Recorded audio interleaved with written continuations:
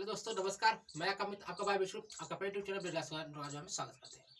कैसे हैं आप लोग? उम्मीद अच्छे होंगे, शानदार होंगे, जबरदस्त होंगे, जबरदस्त होंगे, जिंदाबाद होंगे। आपकी पढ़ाई लिखाई जबरदस्त तरीके से चल रही है, चलनी चाहिए।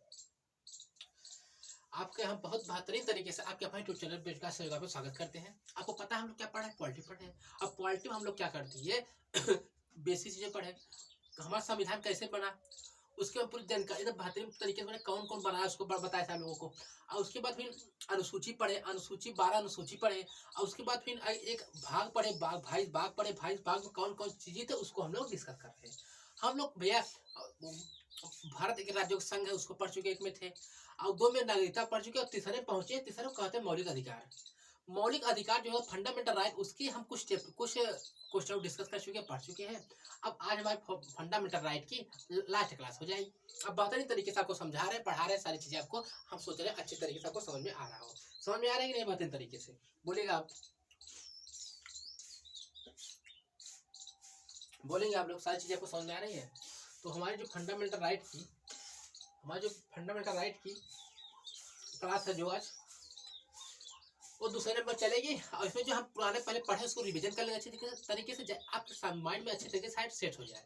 किस लिए रिवीजन करेंगे? जैसे आपके माइंड में सेट हो जाए, कहाँ से हम लोग लास्ट किए थे, कहाँ से छोड़े थे, सारी चीजें आपको डिस्कस हो जाएंगे, आपको मिल जाएंगे। कोई दिक्कत नहीं किसी को, कोई परेशानी हो तो हमारे यूट्यूब चैनल पे कमेंट करिएगा, ठीक है? तो आप लोग रेडी हैं क्लास लेने के? आप लोग तैयार हैं अच्छे तरीके से?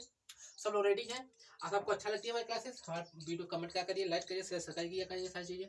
चलिए, पहले हम क्या करते हैं, सारी चीज रिवाइज करवा देते हैं। कौन रिवाइज करते हैं? जो हम लोग पढ़ चुके थे, जो हम लोग पहले पढ़ चुके थे उसे आपको रिवाइज करा देते हैं, ठीक है? देखिए, हम बताए आपको क्या कि हम लोग क्या कर रहे हैं, पॉलिटी पढ़े। पॉलिटी में हम लोग नागरिकता खत्म करके अब आए हैं सिटीजन से, मतलब मौलिक कर्तव्य फंडामेंटल राइट में हम लोग आ चुके हैं, ठीक है? फंडामेंटल राइट में जो हमारा फंडामेंटल राइट भाग जो हमारा फंडामेंटल राइट है वो भाग 3 में है भैया। भाग 3 में है। आपसे पूछा जाता है जो मौलिक अधिकार, हमारे जो मौलिक अधिकार है किसमें है, तो कहेंगे हम भाग 3 में है, ठीक है? अब कहेगा मौलिक जो है किस आर्टिकल में है, कहाँ से कहाँ तक है, आप लोग कहेंगे भैया 12 से लेके 35 तक हमारा मौलिक कर्तव्य, मौलिक अधिकार फंडामेंटल राइट है, ऐसे कह देंगे, कोई दिक्कत नहीं, आराम से। उसके बाद कहेंगे भैया ये जो हमारा मौलिक अधिकार है ना सर जी, ये अमेरिका संविधान से लिया गया है, ये अमेरिका संविधान से लिया गया है, ठीक है? कहेंगे ठीक है गुरु जी। अब जो मौलिक अधिकार है ना, इसे क्या कहते हैं, जो हमारा जो अमेरिका से लिया गया, वहाँ पे जो मौलिक अधिकार को फंडामेंटल राइट को बिल ऑफ राइट कहा जाता है। क्या कहा जाता है? Bill of right. ये सब चीजें आपको हम डिस्कस किए थे, ये थे ना, आप पढ़े थे ना सारी चीजें, इतनी बातें आपको याद रखी थी। ये जो हमारा मौलिक फंडामेंटल है, मौलिक कर्तव्य, वो भाग 3 में है, 12 से 35 तक है। इसे अमेरिका के संविधान में बिल ऑफ राइट कहा जाता है। ये हम लोग कहाँ से लिए? अमेरिका से लिए थे। आपको ऐसे याद हो जाएगा, सारी चीजें ठीक हो जाएगा, याद हो जाएगा ना? हाँ ठीक है, आगे चलेंगे। अब है भाग 3, सॉरी मतलब आगे चलते हैं, आगे डिस्कस करते हैं क्या कहता है मैटर। भाग 3 जो है वो अमेरिका संविधान से कहा 12 से 35 तक है, ठीक है? इसके अन्य प्रावधान क्या है, वास्तविक मौलिक अधिकार क्या है, देखेंगे।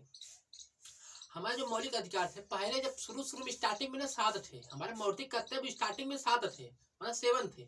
और उसके बाद क्या हुआ कि हमारा जो एक निकाल दिया गया। कौन निकाल दिया गुरु जी? कहेंगे फंडामेंटल जो राइट था उसे निकाल दिया गया। क्यों निकाल दिया गया था? आपको बताए थे कि भैया जैसे सरकार कोई जमीन चाहती थी, लोग नहीं दे पाते थे, भैया कहते थे हमारा मौलिक कर्तव्य, हम अपनी जमीन नहीं देंगे। तो क्या जो संपत्ति की जो अधिकार था वो फंडामेंटल राइट में था, वो फंडामेंटल राइट में था, उसे क्या किया सरकार ने? निकाल के क्या विधिक अधिकार में कर दिया, तो सरकारी कर दिया, ठीक है? तो यही सब आपको निकाल दिया। हम बताए भैया जो अनुच्छेद 12 जो है उसमें क्या राज्य की परिभाषा बारे में बताता है। अनुच्छेद जो 12 है उसमें राज्य की परिभाषा के बारे में बताता है, अनुच्छेद 12 में, ठीक है? ये ध्यान दीजिएगा कि अनुच्छेद पूछ लेता है कि जो अनुच्छेद 12 है उसको किससे संबंधित है। आप कहेंगे भैया ये राज्य से संबंधित है। किससे? राज्य से संबंधित है। राज्य की परिभाषा अनुच्छेद 12 में है, ठीक है? ऐसे आप लोग कह देंगे, ठीक है गुरु जी। और उसके बाद क्या कहेंगे आप लोग? मूल संविधान जो था हमारा ना, उसमें क्या कहते हैं, कुल जानते हैं जो हमारा मूल अधिकार फंडामेंटल राइट था वो 7 ही था, ओनली 7 ही था। उसके बाद क्या हुआ कि हमारा जो संपत्ति का अधिकार था उसे क्या किया जाए, उसे क्या किया सरकार ने? निकाल करके विधिक अधिकार कर दिया। जब विधिक अधिकार कर दिया तो कहीं बचे कितने? 6। अभी कहते हैं वर्तमान में कितने मौलिक कर्तव्य है, मौलिक अधिकार है, तो कहेंगे भैया 6 है, ठीक है? अब पहले कितने थे? 7 थे। इतनी बात आपको क्लियर रखनी चाहिए, ठीक है? चलिए, अब अनुच्छेद 12 कहता है कि अनुच्छेद 12 कहता है राज्य संबंधित है, और अनुच्छेद 13 कहता है कोई भी नियम कानून फंडामेंटल लाइन को उल्लंघन करता है तो वो मान्य नहीं होगा। आपको बताया था कि सब सारे फर्स्ट क्लास में कर चुके हैं। जो भी कोई नियम कानून बन जाएगा जिसको फंडामेंटल राइट को उल्लंघन करेगा तो उसको मान्य नहीं होगा, वो माना नहीं होगा, स्वतः ही खत्म हो जाएगा। अब एग्जाम्पल का दिए थे, जैसे भैया हमारे बच्चों के लिए 1 से 6 तक बच्चों के लिए निःशुल्क सुविधा है पढ़ने के लिए। ठीक है, सरकार का मूल संविधान में लिखा गया है भैया मुझे निःशुल्क पढ़ना है। ठीक है, अब जैसे कोई गवर्नमेंट आई कह दी भैया कि नहीं, अब इसके जो गवर्नमेंट बच्चे पढ़ते हैं जाते हैं सरकारी स्कूल में, उसके जो पैसे होंगे वो पेरेंट को देने पड़ेंगे, मतलब घर के जो सदस्य उनको देना पड़ेगा। भैया तो हमारा फंडामेंटल राइट का उल्लंघन हो गया, ये हमारा फंडामेंटल राइट का उल्लंघन हो गया ना। इसी क्या करेगी, इसमें 13 में लिखा है कि जो कोई भी नियम कानून जो फंडामेंटल राइट का उल्लंघन करता है तो भैया वो स्वतः ही खत्म हो जाएगा। ये कहा था 13 कर देता है। 12 में भैया प्राच की परिभाषा है। ठीक है भैया, फिर 14 में क्या कहता है, 14 से 18 तक समानता का को बताए थे, सब कानून के नजर समान होंगे, आपको बताए थे। भैया कोई ऐसा नहीं होगा कि भैया तुम कत्ल किए हो और गरीब आदमी कत्ल किया, अमीर आदमी किया है तो उनको अलग सजा मिलेगी, उनको अलग नहीं, सबको सेम सजा मिलेगी। ये कहता है 14 से 18 तक समानता की बात की गई है। होगा स्वतंत्रता की, भैया सब स्वतंत्र हो, भारत में सब स्वतंत्र हो, आपको इसको बताएंगे हम। शोषण के विरुद्ध अधिकार, भैया शोषण के विरुद्ध अधिकार, तुम्हारा शोषण नहीं किया जाएगा। ये 23 से 24 तक लिखी थी। ठीक है भैया, अब क्या कहें, 23 जो है हमारा अनुच्छेद 33 पुलिस सुरक्षा बलों एवं पुलिस सुरक्षा बल अनुसूचना के संगठन आदि के मौलिक अधिकारों के सीमित करने के संसद की शक्ति, मतलब जो पुलिस जो अनुच्छेद 33 में लिखा कि जो पुलिस कर्मी हमारे हैं वो क्या करते हैं, एक संगठन नहीं बना सकते कि भैया हम एक गुट बना ले और चले गुंडों को मारे। मूवी देखते हैं हम लोग, पिक्चरों में देखते होंगे कि वहां पे क्या होता है कि जब गुंडे ज्यादा आतंक मचा देते हैं तो पुलिस लोग क्या करते हैं, एक संगठन बना लेते हैं। अजय देवगन मूवी आपने देखे होंगे, संगठन बना लेते हैं, गुंडों को धो के गोली से मार देते हैं तो भैया ये लोग अलग से भैया कर रहे हैं, सेवा कर रहे हैं। ऐसा मतलब ऐसा नियम नहीं, भारत के ऐसा नियम नहीं है, ये वो लोग संविधान नहीं पढ़े हैं, ऐसा नियम नहीं है। क्या कहता है, पुलिस सुरक्षा बल है जो असूचना के संगठनों के आदि के मौलिक अधिकारों को सीमित करने की शक्ति संदर्भ पाता भैया नहीं कर सकते, संसद मना की है। ठीक है, तो अनुच्छेद 33 में है। अनुच्छेद 25 से 28 का धार्मिक स्वतंत्रता का अधिकार है, सबको धर्म की स्वतंत्रता है, अपने जो धर्म अपने पालन करते हैं, जो हमारा धर्म है मुस्लिम हिंदू सिख ईसाई, ये सब धर्म का स्वतंत्रता है, सबको सब अपना धर्म माना सकते हैं। ठीक है, और 29 से 30 का संस्कृत और शिक्षा से अधिकार है, तुम अपने संस्कृति बचाए रहो, अपनी शिक्षा को बचाए रहो, उसका पालन कर, कोई दिक्कत नहीं है। अनुच्छेद 34 क्या कहता है, ये सब डिस्कस किए हुए हैं हम, ये ऐसा मत सोचिए कि हम पढ़ा रहे हैं, आगे पढ़ाएंगे। अनुच्छेद 34 है, सेना विधि के लागू होने की स्थिति में मौलिक अधिकारों को सीमित करने की शक्ति संसद के पास है। कहता है भैया कि जो जहाँ पे सेना विधि लागू हो जाए ना, तो भैया इस एरिया में थोड़ा दिक्कत चल रही है तो वहाँ सेना लगा दी जाती है फोर्स देखने के लिए, तो वहाँ पे आप मौलिक अधिकार को सस्पेंड कर दिया जाता है, स्थगित कर देती है, कौन संसद स्थगित कर देती है। ठीक है भैया, और वो कहता है 31 जो संविधान संशोधन है, ये 44 संविधान संशोधन से 1978 से तहत इसे क्या कर दिया, हटा दिया गया भैया। कहाँ दिया गया भैया, 300A में रख दिया गया। यही आपको हम बताए थे भैया कि जो हमारे मौलिक अधिकार जो थे वो 7 थे। तो उसके बाद क्या हुआ ना कि हमारी सरकार ने कहा कि जो संपत्ति का अधिकार था इसे विधि का अधिकार में कर दी। किस संविधान संशोधन द्वारा भैया, कहते हैं भैया 44 संविधान संशोधन 1978 के तहत। ठीक भैया, और 300A में डाल दी, कहाँ उठा कर 300A में कर दी भैया। ये कर दिया भैया विधि का अधिकार है भैया, ये संपत्ति का अधिकार जो मौलिक अधिकार वो विधि कर दी। अब विधि क्यों कर दी, अब पहले क्या था कि नहीं, जैसे रोड सरकार को बनाना था तो फ्लाईओवर बनाना है, देश के जनहित के लिए, मतलब जनहित के लिए सोचता फायदा के लिए बनाती थी, तो क्या कर, अब तुम्हारा जमीन मौलिक अधिकार है, अब तुम दोगे नहीं, सरकार को बनाएगी कहाँ से, इसके लिए सरकार क्या परेशान होकर क्या कर दी, संपत्ति के अधिकार को मौलिक अधिकार कर दी। ठीक है भैया, कोई दिक्कत नहीं, ये सब बारे आपको डिस्कस किए थे, सारी चीजें और दिखला देते हैं, सारी चीजें आपको दोबारा से मतलब पूरा पीपीटी ही रिवाइज करा दे रहे हैं, मतलब जो 1 घंटे पढ़ा सारी चीज रिवाइज करवा दे रहे हैं।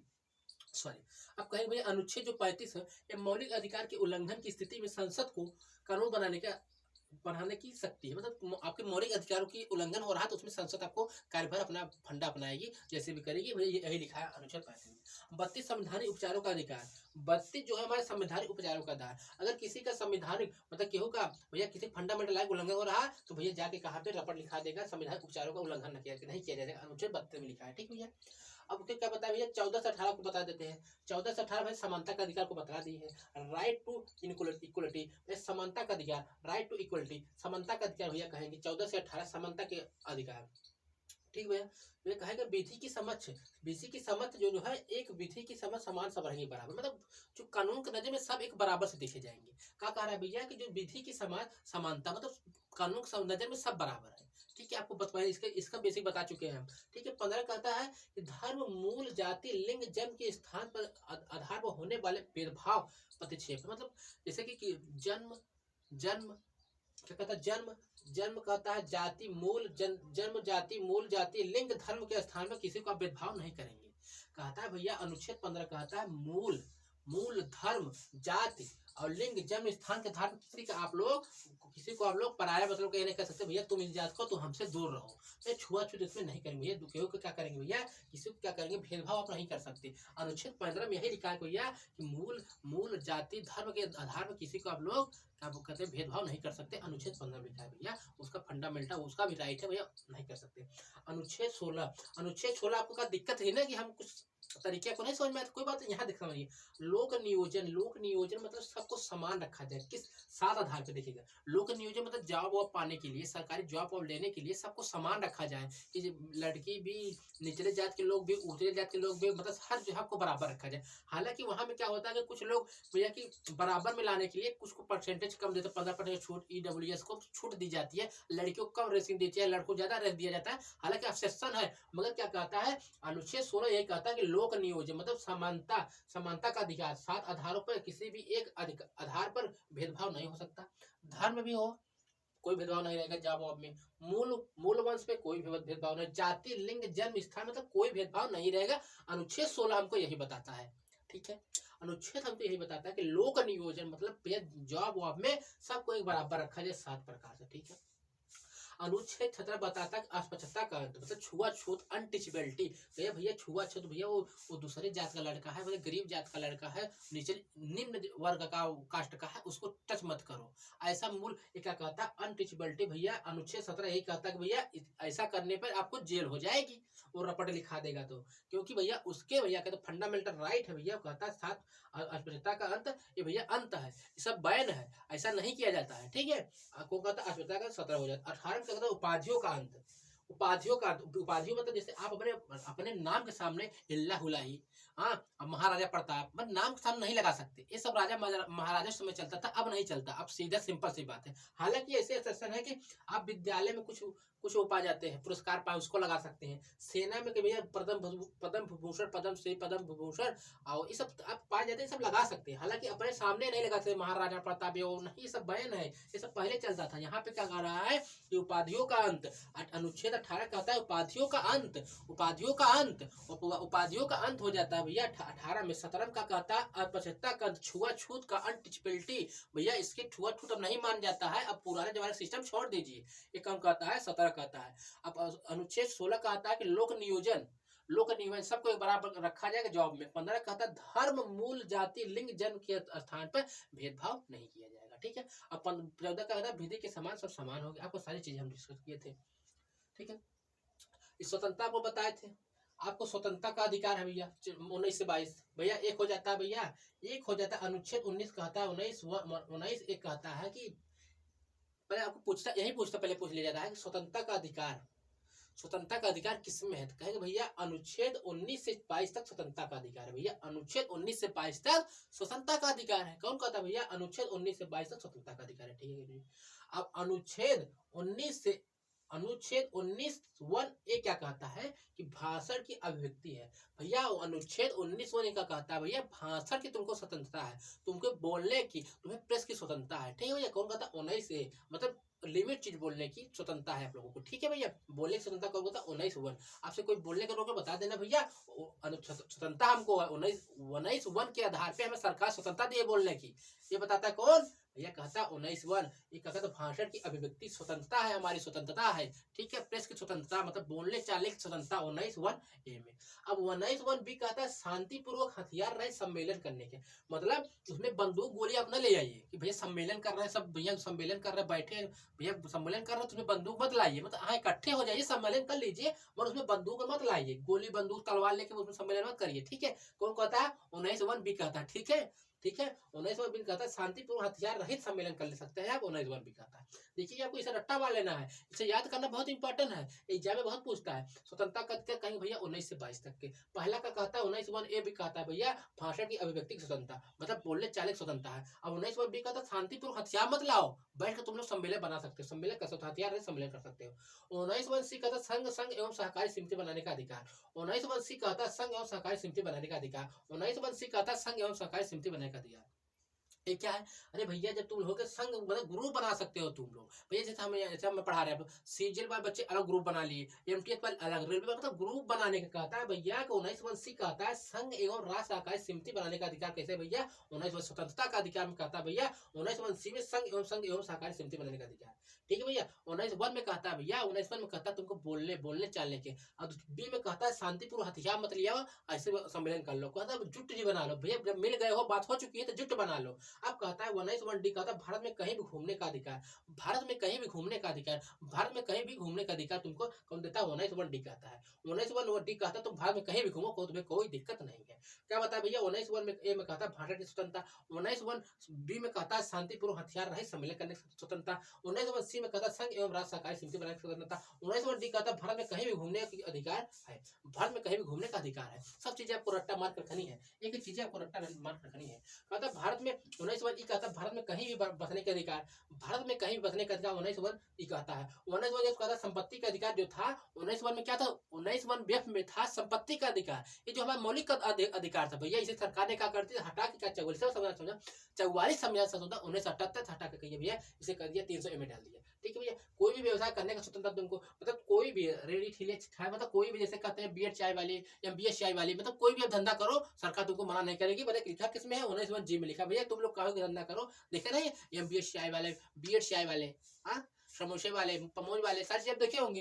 यही यही आधार तुम्हारा है कि 19 जी के आधार कोई व्यवसाय करने की तुमको अधिकार मिल जाती है।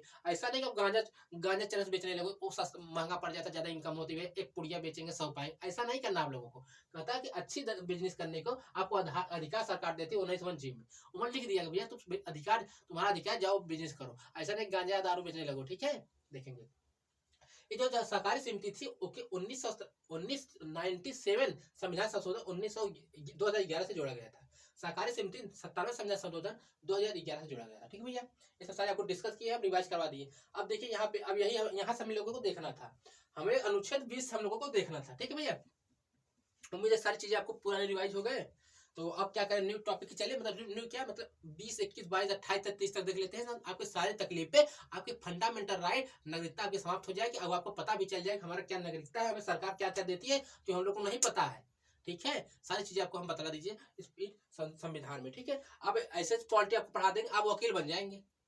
अब वकील जब बन जाएंगे सारी चीजें आपको धारा और मालूम रहेंगे तो आप खुद वकील बन जाएंगे। ठीक है सारी चीजें हमको पढ़ा दे रहे हैं। चलिए कंटिन्यू करें। चलिए अब देखिए अनुच्छेद 20 सारी चीजें पढ़ चुके। अब अनुच्छेद 20 में क्या लिखा रहा है, क्या लिखा है कि अपराधों के लिए दोष सिद्धि के संबंध में संरक्षण का सिद्धांत। हमारा 20 क्या कहता है कि अपराधों के लिए दोष सिद्धि का सिद्धांत अनुच्छेद 20 का है। जैसे आप कोई अपराध किए हैं तो उसमें क्या क्या मतलब बाउंडेशन रहती हैं, क्या क्या चीजें रहेंगी, उनमें क्या दोष क्या सिद्ध कैसे करेंगे, क्या मैटर है, सारी चीजें हमको डिस्कस करेंगे भैया अनुच्छेद 20 में। अपराधों के लिए दोष सिद्धि का संबंध में संरक्षण का सिद्धांत भैया तुमको संरक्षण क्या क्या मिलते हैं जब अपराध कर देते हो, अपराध हो नहीं हो आपको संरक्षण क्या मिलते हैं अनुच्छेद 20 बताता है। ठीक है अनुच्छेद 20 ये बताता है कि तुम जब अपराध कर दियो तो कैसे तुमको दिया जाएगा, संरक्षण कैसे मिलेगा। देखिए कहता पहले कहा दोहरे दंड का प्रावधान, दोहरे दंड का संरक्षण, दोहरे दंड का संरक्षण समझते ऐसे बेटर था कि जैसे आप कोई कांड कर दिए, मतलब किसी को आपको गोली मार दी है। ठीक है आप किसी को गोली मार दिए हैं तो सरकार तुमको एक कांड करने की, एक को मारने की सजा एक ही है, जो एक ही प्रावधान है, नहीं 50 सजा नहीं है, सिर्फ एक। आपको फांसी दी जाएगी तो एक ही सजा मान होगा। यही कहता है दोहरे दंड का संरक्षण, मतलब एक सजा आपको दी जाएगी, सिर्फ एक सजा दी गई। आप देखते हैं देखिए जैसे दंड आपको एक सजा दी गई, अगर आपको फांसी पे लटका दिया गया ठीक है तो फांसी के फंदे आपको टूट गए ना तो आपकी सजा माफ हो जाएगी। कहा यही संविधान में लिखा है ना भैया कि अनुच्छेद 20 यही कहता है कि दोहरे दंड का संरक्षण, मतलब एक कर्म के लिए एक ही दंड आपको मिलेगा। ठीक है तो आपको फांसी पे लटका दी, आप तो लटक गए थे, आपको दंड मिल चुका था, अब फंदा टूट गया, आप बच गए तो आपको स्वतंत्र है। अनुच्छेद 20 यही कहता है कि अपराधों के लिए दोष सिद्धि के संबंध में संरक्षण, कहता है ना भैया दोहरे दंड का संरक्षण किसमें है, कहीं अनुच्छेद 20 में, कि भैया आप कम कर्म करे हो तो आपको किसी भी कर्म का सजा एक ही मिलेगा, डबल नहीं मिलेगा, ये कहता है अनुच्छेद 20 कहता है। अपने विरुद्ध गवाही देने का संरक्षण, मतलब ये नहीं कि तुम अपने विरुद्ध तुमको गवाही देने के लिए फोर्स कहे मम्मी कसम खा ले, विद्या कसम खा ले, तुमको चल के यही बोलना है कोर्ट में, समझे, यही बोलना मतलब ये सब बैन है। कहता है अपराध के विरुद्ध गवाही देना मतलब अपने आप के खुद के विरुद्ध गवाही देने के संरक्षण। ऐसा नहीं भैया तुम कसम खवा दे, मम्मी कसम खा ले, तू जाके वही बोलेगा, जाते नहीं कोर्ट में तो गीता फादर खवा देते हैं ना। तो भैया कहता है अपने विरुद्ध गवाही देने का संरक्षण तुमको है, कि तुमको फोर्स नहीं किया जाएगा अपने विरुद्ध गवाही देने के लिए। ठीक है। भूतलक्षी दंडित विधियों से संरक्षण। भूतलक्षी विद्युत दंडित संरक्षण का मतलब यह है कि भैया पहले जैसे कि आप कांड किए थे 10 साल पहले, ठीक है, आप किसी को 10 साल पहले आपका केस अभी कोर्ट में घिसटा है, तब ये नहीं है कि भैया पहले जो था कि दंड जो था कि भैया गोली कोई काम करने तो गोली मार दिया जाता था, फांसी चढ़ा दिया जाता। अरे नहीं, जैसे अब जो नियम चल रहा है उसी हिसाब से होगा। कि पहले क्या होता था राजा महाराजों की में चलता था ना भैया कि वो कि ऐसे करके इनको ऐसे मार दिया जाएगा, एक काम करेंगे। मगर जो प्रेजेंट टाइम में, जैसे इसमें क्या है कि भैया जो प्रेजेंट टाइम में आपको अभी आपका केस बहाल हुआ है, तो जो प्रेजेंट टाइम में केस चल रहा है भैया इस केस पे यही सजा मिलेगी तो वही मिलेगा। ऐसा नहीं कि पुराने जैसे पुराना सिस्टम रहेगा, पुराना जो सजा था वही मिलेगा, नहीं नहीं, अब जो प्रेजेंट टाइम है वही चलेगा। ये अनुच्छेद का कहता है 20 बताता है कि दोहरे दंड का संरक्षण है, अपने विरुद्ध गवाही देने का संरक्षण है, भूतलक्षी दंडित विधि का संरक्षण है। मतलब किसी को अभी के हिसाब से दंड दिया जाएगा, प्रेजेंट हिसाब से। पुराना जो था उसका मतलब जो है अभी चल रहा है वही मिलेगा। ठीक है। अनुच्छेद हमको 20 यही बताता है कि भैया ये अनुच्छेद भैया अपराधों के लिए दोष सिद्धि का सिद्धांत भैया, दोष सिद्धि भैया पहला कहता है कि दोहरे दंड का संरक्षण है। दोहरे दंड का संरक्षण है भैया कि भैया तुमको किसी काम के लिए भैया एक ही बार सजा मिलेगी। ठीक है भैया। अपने विरुद्ध गवाही देने के तुमको फोर्स नहीं किया जाएगा, भैया मम्मी कसम खा ले तो चलेगा, कोर्ट में यही बोलेगा, ऐसा कुछ नहीं कहेगा। भूतलक्षी दंड मतलब भैया कि तुम्हारे प्रेजेंट हिसाब से आपको सजा मिलेगी, जो सजा अभी चल रहा है वही मिलेगी। ठीक है भैया, 20 आपको समझ में आ गई। अब देखेंगे 21 क्या कहता है। अब 21 क्या कहता है, 21 देखेंगे, बहुत बेहतरीन तरीका है। 21 तरीका को पढ़ना बहुत मजा आएगा। 21 में आपके लायक बहुत चीजें इसमें 21 पढ़ लेंगे। आर्टिकल 21 क्या कहता है, अनुच्छेद 21 कहता है प्राण एवं देहिंग की स्वतंत्रता। प्राण और देहिंग की स्वतंत्रता मतलब तुम्हारा जो जीवन है, तुम्हारी जो जान है, उसकी स्वतंत्रता है। उसको न आप ले सकते हैं न कोई सरकार उसको आपको ले सकती। हालांकि जब आपको कोर्ट जब आप गलत काम किए हैं फांसी चढ़ा दे अलग की बात है, मगर अनुच्छेद 21 कहता है कि आपके प्राण की स्वतंत्रता है, उसे कोई नहीं छीन सकता। ठीक है। जैसे आप ही क्या करते हैं, फांसी लगा लिए ना, अगर आप फांसी से बच गए तो पता चल गई सरकार को, आपको जेल में डाल देगी। कहता है भैया अनुच्छेद 21 यही कहता है कि भैया प्राण और देह की स्वतंत्रता है, तुमको स्वतंत्रता है जान की। तुम जान न किसी का ले सकते हो न किसी का दान दे सकते हो। ये नहीं भैया कि ये आज अच्छा नहीं लग रहा है आज इसे गोली मार दे जान ले, नहीं भैया स्वतंत्रता है, जान किसी का आप नहीं ले सकते हैं कि आज बुरा लग रहा भरा इसे गोली मार देना ना, जान लेना मना है। कहता अनुच्छेद 21 कहता है प्राण एवं देह की स्वतंत्रता है, प्राण और देह की स्वतंत्रता है, जान लेना मना है, न देना न लेना, किसी का जान लेना मना, न खुद का फांसी चढ़ सकते हैं। अगर बच गए आप गिरे, आप सुसाइड कर रहे हैं, बच गए तो आपको सरकार जेल में डाल देगी। ठीक है। अगर आप सुसाइड कर रहे हैं, अगर आप बच गए सरकार आपको उठा के जेल में डाल देगी। कहती है आर्टिकल 21 यही कहता है प्राण और देह की स्वतंत्रता है। ठीक है। चलिए, आजीविका का अधिकार। अब आपको सरकार तो कहता दी प्राण और देह की स्वतंत्रता मतलब तुम्हारा जीवन स्वतंत्र है, उसे कोई नहीं ले सकता। तो भैया उसको जीवन जीने के लिए कुछ तो चाहिए, जीवन जीने के लिए कुछ तो चाहिए। तो यही कहता आजीविका का अधिकार। आजीविका का अधिकार, आजीविका का अधिकार मतलब कि तुमको भैया जब जीवन तुम्हारा दे दी, अब उसके कुछ जुगाड़ तो करना पड़ेगा। सरकार तो कहते हैं भैया आजीविका मतलब सरकार क्या करेगी, तुमको जॉब वॉब की व्यवस्था, मतलब आजीविका जॉब वॉब की व्यवस्था कराएगी, मतलब जॉब वॉब लेने की स्वतंत्रता तुमको है। आजीविका का मतलब यही जॉब वॉब लेने का, कोई भी जॉब करने का स्वतंत्रता है। तभी तो आप जो कुछ रहेगा तभी जियोगे, तभी तो कहता भैया प्राण देह की स्वतंत्रता। और निजता का अधिकार, निजता, अब जब भैया तुम अच्छे से कब जियोगे, तुम्हारा प्राण कब स्वतंत्र रहेंगे, जब तुम्हारा प्राइवेसी ठीक रहेगी। भैया तुम्हारे प्राइवेट चीजें कोई उठा के सोशल मीडिया पर डाल दे रहा है, इसकी प्राइवेसी रहनी चाहिए ना। तो कहता है भैया तुम्हारा प्राइवेसी व निजता का अधिकार, तुम्हारा कोई चीज लीक नहीं होनी चाहिए, निजता का अधिकार। तुमको सोने जागने का अधिकार है, जैसे आप कोई सोने नहीं दे रहा आप केस कर सकते हैं। ठीक है। सोने जागने का अधिकार, सोने जागने का अनुच्छेद 21 में है, सोने जागने का अधिकार अनुच्छेद 21 में है। ठीक भैया। भोजन का अधिकार तुमको देख लिया भैया, भोजन का अधिकार अनुच्छेद 21 में, सब एकदम बातें कोई बराबरी नहीं है, सब लिख दी गई है भैया कि तुम्हारा जो अनुच्छेद 21 है उसमें प्राण और देह की स्वतंत्रता है। आजीविका, तुम प्राण न ले सकते हो न दे सकते, आजीविका मतलब तुमको जॉब की व्यवस्था की जाएगी, मिलेगा। निजता का अधिकार, तुम्हारा प्राइवेसी लॉक रहेगी, कोई नहीं सुनेगा। सोने जागने का, मम्मी आपको जागती है लात मारती है, आप केस कर सकते हैं, ऐसा करने का नहीं। ये सोने जागने का अधिकार आपको कहा अनुच्छेद 21 में है, अनुच्छेद 21 में सोने जागने का अधिकार है। ठीक है। अब भोजन का अधिकार आपको कहा अनुच्छेद 21 में है।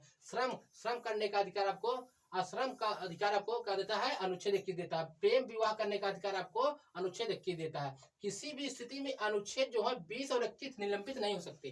किसी भी स्थिति में जो 20 अनुच्छेद 20 21 से कभी भी खत्म नहीं होते हैं। नेशनल इमरजेंसी लगती है फिर भी लोग खत्म नहीं होते। ठीक है भैया, तो आपको बता दिए अनुच्छेद 21 सारी चीजें, आपको बर्बरी नहीं, आपको सारी चीजें बतला दी।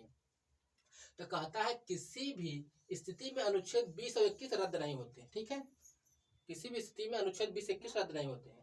वंस अगेन हम दूसरी पीपीटी लगा लेते हैं। आज की पीपीटी हम पूरा रिवाइज कर रहा था, पुराना आपको रिवाइज करा रहे थे ना।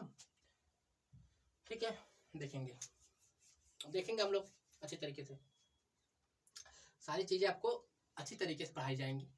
पॉलिटी होगा, जियोग्राफी होगा, हिस्ट्री की एग्जाम, मतलब हर एक चीज जो है 24 आने पर सभी एग्जाम को टारगेट करके आपका भाई आपके सभी चीज कंटेंट बढ़िया रहेगा। आप कहीं भागेगा नहीं, आप कंटेंट ढूंढने नहीं जाइए, आपको भाई खुद अच्छी तरीके से कंटेंट आपको ढूंढ कर देगा। ठीक है, एकदम निश्चिंत होकर बार-बारी नहीं, एकदम बेहतरीन तरीके से तैयारी करिए। ठीक है, एकदम बेहतरीन तरीके से तैयारी अपनी रखिएगा, बड़ी बेहतरीन तरीके से। ठीक है भैया, चलिए आपको बता दिए, अपराध 21 बता चुके हैं। अब भैया कहते हैं कि देखिए जो हमारा वो अपराध में ये बता दिया आपको। अब कहते हैं जो हमारा 20 और 21 कभी निलंबित नहीं होता है। ठीक है, वो चाहे आपका इमरजेंसी लग जाए, नेशनल इमरजेंसी लग जाए, फिर भी हमारा जो 20 21 है वो नहीं लगता है। ठीक है, तो अभी इसे थोड़ा सा हम बतला देते हैं, बाकी इससे आगे हम डिस्कस करेंगे। हमारे यहाँ जानते हैं जो हमारी नेशनल इमरजेंसी है 3 बार लग चुकी है। हमारे यहाँ नेशनल इमरजेंसी जो होता है 3 बार लग चुकी है। तो भैया जब नेशनल इमरजेंसी लगती है ना, तो हमारे जो मौलिक अधिकार सब निलंबित हो जाते हैं, मगर छुड़ाए 20 और 21 रह जाते हैं। जब नेशनल इमरजेंसी जब लगता है तो हमारे जो मौलिक अधिकार है उसे निलंबित कर दिया जाता है, सिर्फ 20 और 21 रह जाते हैं।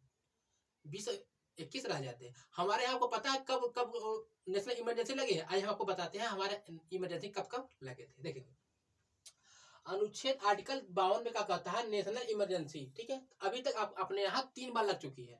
एक बार लगा था कब, 1962 में, जब इंडिया और चाइना वार हो गया था। एक बार 1962 में लगा था जब इंडिया और चाइना वार हो चुका था, मार हो गई थी, काट हो गई थी। ठीक है भैया, और उसके बाद एक बार 1971 में लगा था जब इंडियन और पाक वार हो चुका था। इंडियो और पाक का, हमारे भारत का जब पाकिस्तान की लड़ाई हो गई थी तब 1971 में लगा था। और 1975 में आंतरिक गड़बड़ी करके कौन, इंदिरा गांधी जी ने कहा कि पीएम रहे भैया, इंदिरा गांधी जी लगवा दिया नेशनल इमरजेंसी। ठीक है भैया, हमारे अभी तक के नेशनल इमरजेंसी 3 बार लग चुकी है भैया। एक बार लगी थी, इंडिया चाइना वार हो गया था, युद्ध हो चुका था। एक बार 1971 में इंडिया पाकिस्तान युद्ध हो चुका था। और 1975 में क्या आतंकी गड़बड़ी कहा कि भैया हमारे इंदिरा गांधी ने कहा कि भैया लगवा दिया नेशनल इमरजेंसी। ठीक है, तो कहते हैं नोट, सारे फंडामेंटल राइट निलंबित हो जाते हैं, मगर जो हमारा 20 21 है वो जिंदित रहता है। हमारे सारे जो फंडामेंटल मौलिक अधिकार है सब खत्म हो जाते हैं जब नेशनल इमरजेंसी लगती है, मगर जो हमारा मौलिक अधिकार जो ये है ना, क्या कहते हैं 20 21 वो जिंदित रहते हैं। और जो नेशनल इमरजेंसी है वो 3 बार लगा हो, 1962 में लगा है, 1971 में लगा है, 1975 में लगा है। 1962 में लगा था, इंडिया चाइना वार रहा। 1971 में इंडिया पाकिस्तान वार रहा। 1975 में आतंकी गड़बड़ी के हिसाब से लग गया था। और उस समय जब लगा था 1975 में, पीएम इंदिरा गांधी जो रहे थे भैया पीएम थी। और नोट कहते हैं भैया कि जो 20 21 था वो कभी निलंबित नहीं होता जब नेशनल इमरजेंसी लगती है। ठीक है भैया, आइए देख लेते हैं कौन सा अनुच्छेद में भैया है नेशनल इमरजेंसी लगाने के कारण क्या क्या होते हैं, मतलब नेशनल इमरजेंसी कब लग सकती है। आपको आइए हम बताते हैं कि नेशनल इमरजेंसी कब कब लग सकती है, किस प्रकार के होते हैं। देखिएगा, नेशनल इमरजेंसी जो भैया 3 प्रकार से होते हैं, 3 प्रकार से हमारे लग सकते हैं। एक होता है किसी के साथ हमारे युद्ध हो जाता है, किसी अन्य देश से हमारे युद्ध हो जाता है, तो नेशनल इमरजेंसी लग जाएगी। ठीक है भैया, और कहता है बाहरी आक्रमण, मगर हम लोग युद्ध ना करें, कोई बाहर से हम पे आक्रमण कर दे तब नेशनल इमरजेंसी लग जाएगी अपने देश में। ठीक है, एक सशस्त्र विद्रोह, इस सशस्त्र विद्रोह कह के भैया कौन लगाया था, इंदिरा गांधी ने सतत विद्रोह करके कहा कि भैया लगा दिए थे नेशनल इमरजेंसी। ठीक है भैया, इसे कहते हैं। तो हमारा जो सतत विद्रोह था 44 यहाँ पे देखेंगे 44 संविधान संशोधन 1978 के द्वारा आंतरिक गड़बड़ी के सशस्त्र विद्रोह कर दिया भैया। जो आंतरिक गड़बड़ी थी उसे सशस्त्र विद्रोह में कर दिया भैया। ठीक है, सतत विद्रोह कर दिया। मौलिक अधिकारों का निलंबन राष्ट्रपति द्वारा किया जा सकता है। ठीक है, अनुच्छेद कितने में लिखा गया, 358 में, 359 में मौलिक अधिकारों का निलंबन राष्ट्रपति को 358 359 द्वारा हमारा कर सकता है राष्ट्रपति। जब सशस्त्र विद्रोह लगेगा, मतलब भारत में एक दूसरे को सब लोग मारने लगेंगे, तो उसे क्या कहते हैं भैया कि इसमें क्या होगा कि भैया हमारा जो 19 रहेगा, 19 हमारा क्या करेगा, रह जाएगा, बाकी सब सस्पेंड हो जाएंगे। ठीक है भैया, 19 हमारा रह जाएगा। ठीक है, अभी हमको क्या बताया, यहाँ तक देखेंगे, यहाँ तक देखेंगे। अनुच्छेद 20 का कहता है भैया दोहरे दंड का संरक्षण। अच्छा जी हम पढ़ा चुके, यहाँ पे देखेंगे आर्टिकल जो हमारा नेशनल इमरजेंसी कब कर लगी भैया, आपको नेशनल इमरजेंसी कब कर लगा, 3 बार लगी थी भैया, 1962 में, 1971 में, 1975 में, जो इंडो चाइना वार, इंडो और चाइना वार मतलब दोनों का युद्ध हो गया था इंडिया चाइना का, तब हमारे यहाँ इमरजेंसी लगी था। एक बार लगी थी वो इंडो और पाक वार में लग गई थी 1971 में लग गई थी। और 1975 में आंतरिक गड़बड़ी करके क्या इंदिरा गांधी ने क्या कही इमरजेंसी लगा दी थी। ठीक भैया, ये सब बातें हो गई। अब कहता है भैया जो फंडामेंटल राइट है निलंबित का कहते हैं भैया, इसको 20 और 21 हमेशा रह जाते हैं, मतलब कि हमारे नेशनल इमरजेंसी लगती है हमारे यहाँ तो भैया हमारे 20 और 21 जीवित रहते हैं। ये सब बातें आपको क्लियर हो जाती है।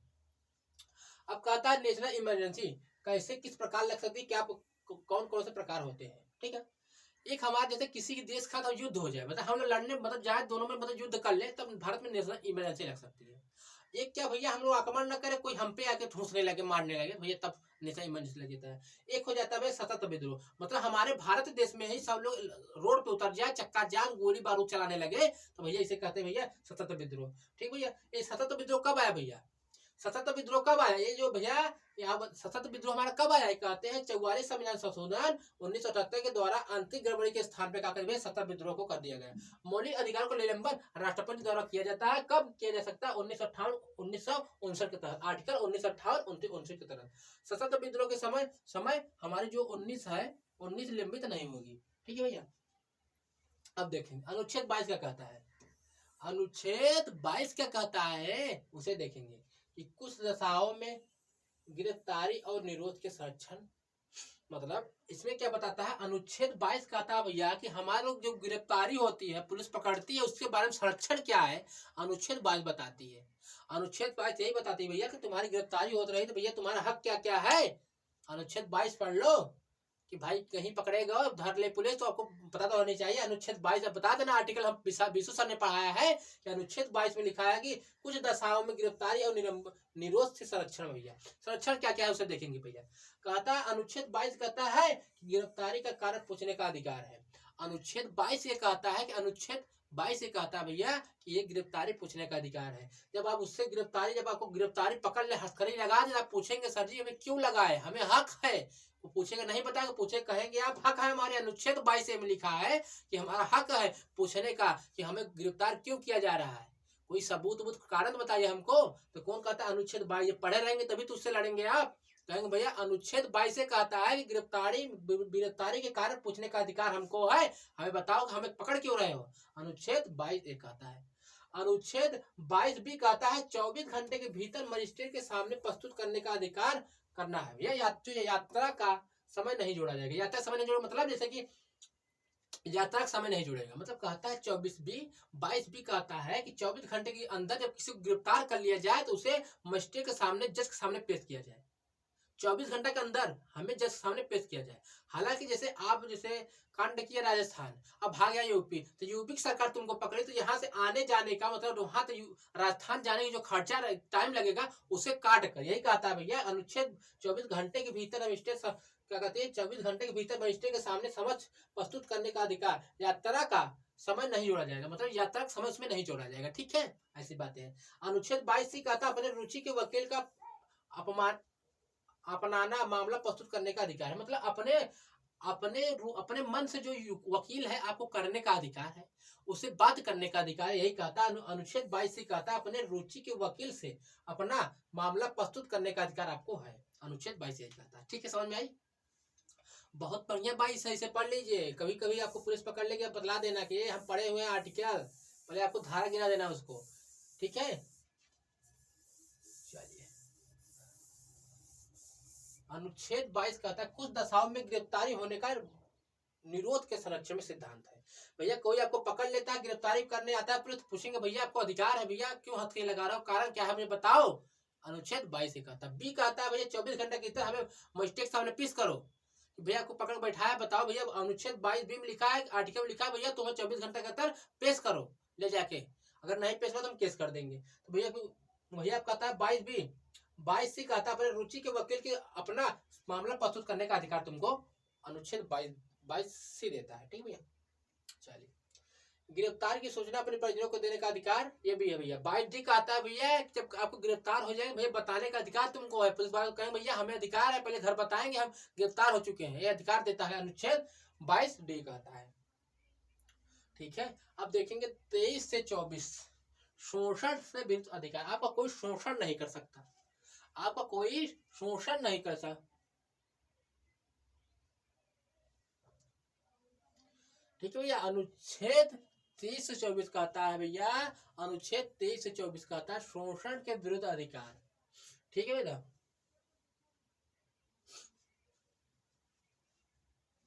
अनुच्छेद 23 से 24 का आता है शोषण के विरुद्ध अधिकार। ठीक है भैया, अनुच्छेद 23 से 24 का आता है शोषण के विरुद्ध अधिकार। अनुच्छेद 23 से 24 का आता है शोषण के विरुद्ध अधिकार, शोषण के विरुद्ध अधिकार, शोषण के विरुद्ध अधिकार। अब क्या है गुरु जी, बतला दीजिए। ठीक है, बतलाते हैं, ध्यान रखिए।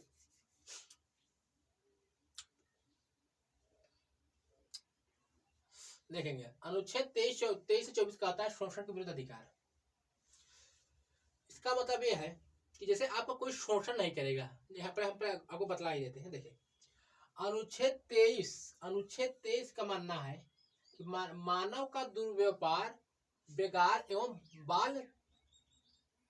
बाल श्रम का प्रतिषेध, क्या एवं बलात् श्रम का प्रतिषेध है। क्या कहता है इसका मतलब क्या गुरु जी, अपने भाषा बतलाइए। अनुच्छेद 23 का आता है मानव का दुर्व्यापार, बेगार एवं बलात् श्रम का प्रतिषेध। मतलब आप मानव जो है उसका आप बेगार, मतलब मानव का दुर्व्यापार नहीं कर सकते। कि भैया मानव का दुर्व्यापार आप लोग नहीं कर सकते। आपके यहाँ कोई काम कर रहा है, फैक्ट्री में काम कर रहा है, तो उसको आप क्या करते हैं भैया, पैसा दीजिए, उसका दुर्व्यापार नहीं कर सकते आप लोग। बलात् श्रम का लोग मतलब उसके आप बालक को बेच नहीं सकते, मानव को बेच खरीद नहीं सकते, का वो सामान नहीं है, वो गुड्स सामान नहीं है, वो क्या गुड्स नहीं सामान नहीं है, उनका बेच और बलात् श्रम का प्रतिषेध। मतलब आप उसका मानव जो है उसका बलात् श्रम नहीं कर सकते, बेच नहीं सकते, उसका मानव जो है उसका दुर्व्यापार नहीं कर सकते। जो उसका काम करेगा उसका आपको पैसा देना पड़ेगा। अब पहले क्या होता था, राजा महाराज समय था, क्या था कि उनके यहाँ जैसे कि उनके पूर्वजों से कर्जा लिए रहते हैं, तो प्रेजेंट टाइम उनके बाल बच्चे तक उनके यहाँ नौकर बन के रहते हैं। ऐसा पहले नियम था, पूर्वज ने कर्जा लिया था, तभी दबे दबे बच्चे उनके वहां पे काम कर रहे हैं। मगर ये यही कहता अनुच्छेद 23 कि मानव का दुर्व्यापार, बेगार एवं बलात् श्रम का प्रतिषेध है। कि आपको दुर्व्यापार मतलब आपको कोई भी मतलब काम करेगा पैसा देगा, जो उचित रेट रहेगा। ऐसा नहीं कि आपको ऐसा कर। अनुच्छेद 23 में लिखा भैया कि कोई पैसा न दे, अनुच्छेद 23 लगा दो उस पर। अब बेगार मतलब कोई बालक को बेच नहीं सकता, बलात् श्रम पे रोक है, बालक व्यापार नहीं कर सकते बालक का, ये कोई धंधा नहीं है, कोई मतलब क्या बोलते हैं बिजनेस नहीं है, ये आदमी है, ये बलात् श्रम पे रोक। अनुच्छेद 24 कहता है कारखानों में आदि बच्चों के नियोजन का प्रतिरोध। अनुच्छेद 24 कहता है भैया कारखाने में बच्चे 14 साल से कम है तो काम नहीं करेंगे। अनुच्छेद 24 कहता है कारखानों में बच्चों का नियोजन का प्रतिषेध। अनुच्छेद 24 कहता है कारखानों में आदि बच्चों का नियोजन का प्रतिषेध। 24 कहता है कारखानों आदि बच्चों का नियोजन का प्रतिषेध।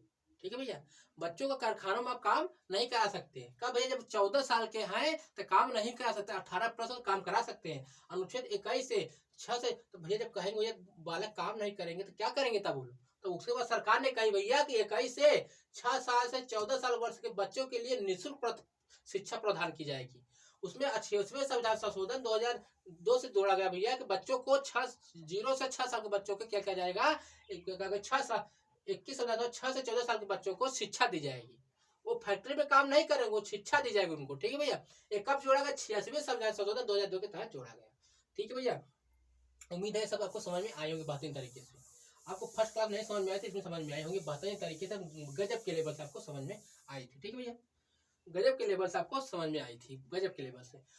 अनुच्छेद 23 से 24 कहता है शोषण के विरुद्ध अधिकार। आपका कोई शोषण नहीं रहेगा, इसमें लिखा गया आपको शोषण नहीं किया जाता है इन सब मामलों में। मानव का दुर्व्यापार, बेगार एवं बलात् श्रम का रोक, मानव को बेच नहीं सकते, मानव जो काम करेंगे उनको अच्छी पैसा मिलेगा, ये कहता है। अनुच्छेद 23 कहता लगा देंगे आप लोग। अनुच्छेद 24 कहता कारखानों में बच्चों को काम नहीं दिया जाएगा 14 साल से कम है तो सरकार कहीं भैया बच्चे सब कहें क्या करेंगे, तो बच्चे कहें भैया कि सरकार उनको 21 से 6 साल से 14 साल बच्चों के लिए निःशुल्क प्राथमिक शिक्षा दी जाएगी। निःशुल्क शिक्षा उनको दी जाएगी। भैया अधिकार कहाँ मिला? 86वें संविधान संशोधन द्वारा 2002 के तहत जोड़ा गया। ये 86वें संविधान 2002 के द्वारा जोड़ा गया। इसे आप लोग याद रखेंगे। यही पूछता है भैया जो शिक्षा का अधिकार है कब जोड़ा गया, तो कहेंगे 86वें संविधान संशोधन द्वारा 2002 में जोड़ा गया। ठीक है, चलिए अब आगे हम लोग आगे चलते हैं। ठीक है, आगे चलते हैं।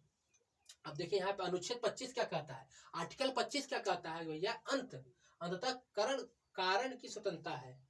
अंतकरण का स्वतंत्रता, किसी भी धर्म को मानने की स्वतंत्रता, उसका प्रचार प्रसार करने का स्वतंत्रता एवं उस पर प्रावधान रूप से मानने की स्वतंत्रता। इसका मतलब हम अपनी भाषा में बताते हैं। ये कहता है भैया अनुच्छेद जो कहता है 25 कहता है भैया कि कोई भी तुम धर्म मानो, अब कोई भी धर्म मानो उसका प्रचार करो। अनुच्छेद 25 स्वतंत्रता है तुमको। अनुच्छेद 25 हमको यही कहता है अपनी भाषा में बताया भैया तुम कोई भी धर्म मानो, हिंदू मुस्लिम, तो आज मुस्लिम का हिंदू बन जाओ, मुस्लिम बन जाओ, सिख बन जाओ, ईसाई बन जाओ, कोई भी धर्म मानो तुमको स्वतंत्रता है। कौन कहता? आर्टिकल 25 यही कहता भैया कि तुम कोई भी धर्म मानो तुमको स्वतंत्रता है।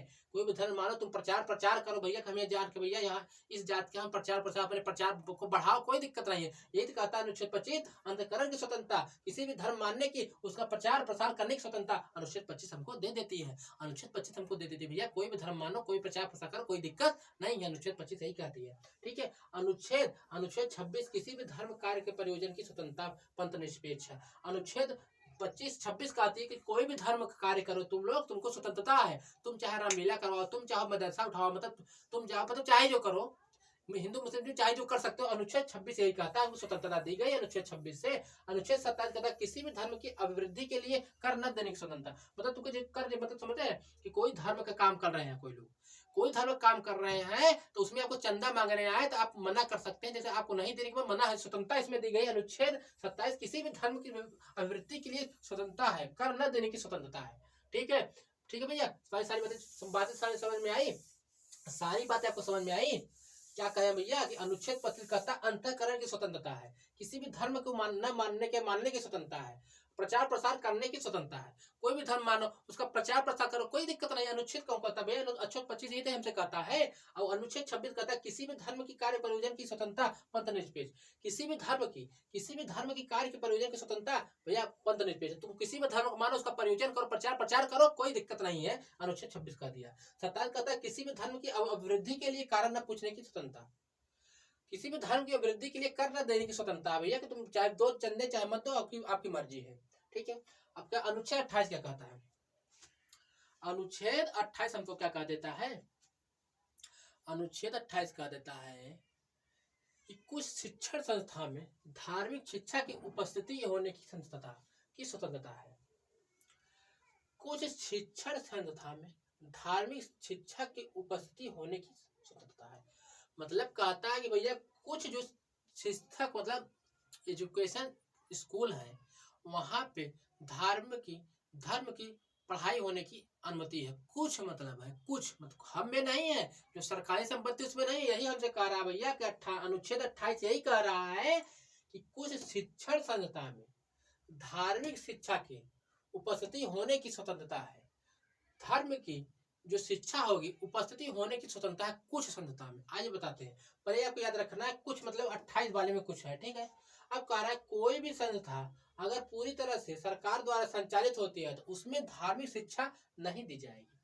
मतलब कोई भी ऐसी संस्था जहां सरकार के द्वारा पूरी तरह से संचालित है कि भैया प्रॉपर इसमें सब पढ़ेंगे, हिंदू मुस्लिम सिख ईसाई सब इसमें आएंगे स्कूल में, तो भैया वहां पे क्या होगा कि वहां पे धर्म की स्वतंत्रता नहीं है कि धर्म की बातें आप नहीं कर सकते। भैया यहाँ पे कुरान पढ़ाया जाएगा, रामलीला खिलाया जाएगा, या फिर इसमें क्या कहता कि हनुमान चालीसा पढ़ाया जाएगा, मतलब धर्म की बात नहीं की जाएगी, उम्र सब एक बराबर रहेंगे। अनुच्छेद 28 यही कहता है कुछ शिक्षण संस्था में धार्मिक शिक्षा की उपस्थिति में होने की स्वतंत्रता कुछ में। और कहता है कि कोई भी संस्थान अगर पूरी तरह सरकार से द्वारा संचालित है उसमें धर्म की स्वतंत्रता नहीं है। ठीक भैया सॉरी, कोई भी संस्था अगर सरकार द्वारा मान्यता प्राप्त या अंशतः वित्त पोषित है तो उसमें भी धार्मिक शिक्षा दी जा सकती है। मतलब कोई भी संस्था जैसे कि सरकार द्वारा संचालित नहीं है, वो बनी है उसी लिए उसमें स्वतंत्रता है भैया। अब किसी भी शिक्षा संस्था की स्थापना की, किसी भी शिक्षा संस्थान की स्थापना ही अगर उसी प्रयोजन के लिए हुआ हो तो बेशक वह पूर्णतः वित्त पोषित होता है और धार्मिक शिक्षा दी जा देती है। मतलब कहता है भैया अगर कोई संस्था जिसे उसी के लिए बनाया ही गया है, जैसे भैया हमारा संस्कृत गुरुकुल अलग हो जाता है, संस्कृत वहाँ पढ़ाई जाती है। जैसे वहाँ पे उर्दू उर्दू के लिए अलग कॉलेज खोल दिया जाता है, मतलब जो स्पेशल उसके लिए बने हैं, तो उसमें उसमें धर्म की बातें की जा सकती है। मगर जो सरकार द्वारा संचालित है उसमें नहीं किया जाता था। जो सरकार द्वारा संचालित है उसमें सब नहीं किया जाता था। ठीक है भैया, चलिए हमारी आज से क्या होता है, नागरिकता समाप्त हो जाएगी। आपको रिवीजन करा देते हैं अच्छे तरीके से, सारी चीजें आपको मजा आ जाएगा पढ़ के। क्या मौलिक अधिकार फंडामेंटल राइट हमारा समाप्त हो जाएगा अच्छी तरीके से, आपको मजा भी आ जाएगा। एक क्लास में आपको निपटारा कर दिए ना, मजा आ गया ना। देखेंगे अनुच्छेद 21 कहता है प्राण और देह की स्वतंत्रता, आजीविका का अधिकार है, निजता का अधिकार है, सोने जागने का अधिकार है, भोजन का अधिकार है, आश्रित का अधिकार है, प्रेम विवाह का अधिकार है। किसी भी स्थिति में अनुच्छेद 20 और 21 लंबित नहीं होते हैं। आपको ध्यान, ये सब बताया आपको को याद करा दिए, इस बार रिवाइज आपको हो गया कि घर पे आपसे रिवाइज होगा नहीं, हम जानते हैं। अनुच्छेद 20 का आता है अपराधों के लिए दोष सिद्धि। आपको पुलिस पकड़ रही तो आप कहेंगे भैया पहले बताओ कारण क्या है, मुझे पकड़ रहे हो। अरे पकड़ लिए भैया तुमको, तो अपने विरुद्ध गवाही दे रहे, तुमको नहीं कि भैया बात नहीं कि भैया तुम कसम मम्मी कसम खा ले, तुमको कोर्ट में यही बोलना है, बात नहीं है। ऐसा आपको नहीं किया जाए, करने का अनुमति नहीं है आपको। भूतलक्षी दंडित विधियों का संरक्षण, मतलब भूतलक्षी दंडित विधि का मतलब समझते हैं भैया, जैसे कि आपको जो पुराना ही सिस्टम चला रहा था कि भैया पहले जो जैसे तुम पकड़े गए 5 साल बाद कोर्ट में घिसे, 5 साल बाद आपका केस सॉल्व हुआ, तो जो उस समय वो मामला चला तो उस वैसे आपको नहीं मिलेगा न्याय। न्याय इस समय मिलेगा, जो अभी प्रावधान रहेगा, क्या फांसी चढ़ाना है तो अभी फांसी का नियम रहेगा, पुराना नहीं, गला काटने वाला नियम नहीं रहेगा। ठीक है, चलिए अब क्या बताया कि हम आर्टिकल 352 में नेशनल इमरजेंसी की बात की गई है। अभी तक 3 बार हमारे यहाँ लग चुकी थी। 1962 में इंडिया चाइना वार भरा भैया, 1971 में इंडिया पाकिस्तान वार भरा, 1975 में आंतरिक गड़बड़ी करके भैया वो लगा दी थी इंदिरा गांधी। ये सब बातें आपको डिस्कस की थी। अब नेशनल इमरजेंसी हमारे यहाँ जो लगती है, उसके लगने के कारण क्या क्या होते हैं भैया। एक होता है युद्ध, भैया कोई हम पे युद्ध कर जाए, या फिर भैया हम लोग नहीं कर रहे बाहरी आक्रमण, कोई हम पे आक्रमण कर जाए, या फिर भैया सशस्त्र विद्रोह, जो ये 44 संविधान 1978 के द्वारा आंतरिक गड़बड़ी कह के भैया आंतरिक गड़बड़ी का इंदिरा गांधी ने लगा दी थी नेशनल इमरजेंसी, तो उसे क्या कर दिया, सतत विद्रोह कर दिया गया। मौलिक अधिकार किसी भी हालत में निलंबित नहीं होंगे। ठीक है, मौलिक अधिकारों का निलंबन राष्ट्रपति द्वारा 358 359 आर्टिकल में रखा गया है। सतत विद्रोह के समय हमारा 19 जीवित रहेगा और सब खत्म हो जाएंगे। अब कुछ 22 की कहता है कुछ दशाओं में गिरफ्तार होने का निरोध भैया, गिरफ्तार हो रहे हैं तो गिरफ्तारी पूछने का अधिकार आपको है। 24 घंटे के भीतर मजिस्ट्रेट के सामने प्रस्तुत करने का अधिकार सर तुम्हारे पास है, पेश कर मुझे। अपने रुचि के वकील करने का अधिकार है। अपने गिरफ्तारी की सूची अपने घर पे देने का अधिकार है तुमको। अब कहता है भैया 324 कहता है शोषण के विरुद्ध अधिकार, तुमको मानव दुर्व्यापार से बाल श्रम से लोग है। 24 में कारखानों में बच्चे काम नहीं करेंगे, नहीं करेंगे तो क्या करेंगे वो लोग, क्या करेंगे 21 के तहत 6 साल बच्चे 14 साल बच्चे क्या करेंगे भैया, निःशुल्क शिक्षा पाएंगे। 46 संविधान 2002 के तहत। ठीक है भैया, फिर आगे चलेंगे। अनुच्छेद 25 कहता है अंततः कारण की स्वतंत्रता, अंतिकरण की स्वतंत्रता, किसी भी धर्म को मानने की स्वतंत्रता आपको है। 26 का किसी धर्म की प्रयोजन की स्वतंत्रता, किसी धर्म का प्रयोजन कर सकते हो, पंथ निरपेक्ष आपको है। किसी धर्म की अभिवृद्धि के लिए कर न देने स्वतंत्रता, आपको कर न देने की स्वतंत्रता आपको रखी गई है। अब कहता है 28 कहता है कुछ शिक्षा संस्थानों धार्मिक शिक्षा की उपस्थिति होने की स्वतंत्रता है। कोई भी संस्थान अगर पूरी तरह से सरकार द्वारा संचालित है तो उसमें धर्म स्वतंत्रता नहीं दी जाएगी। ये सब सारी बातें आपको हम क्लियर कर दिए। आपको मजा भी आगे होंगे पढ़ के। और हमारे आज के पास पॉलिटिक्स क्लास यहीं तक रहेगी। अब मिलते हैं हम फंडामेंटल राइट क्लास में। ठीक है भैया, तब तक के लिए मिलते हैं, नमस्कार।